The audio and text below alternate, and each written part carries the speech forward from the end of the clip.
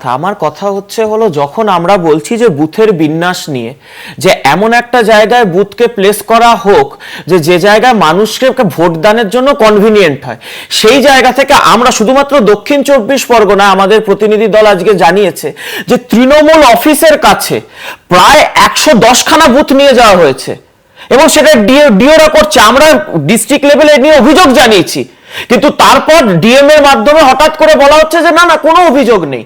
এই ধরনের অসত্য কাজগুলো কেন করা হচ্ছে? আমরা নির্বাচন কমিশনের সাথে যুক্ত যারা যে সমস্ত সরকারি আধিকারিক রয়েছে তাদেরকে আমরা বারংবার রাজ্য সরকার এবং শাসক দলের পক্ষ থেকে থ্রেট দিতে দেখেছি। স্বয়ং মুখ্যমন্ত্রী বলেছেন নির্বাচন কমিশন সারা জীবন থাকবে না, আমরা থাকবো।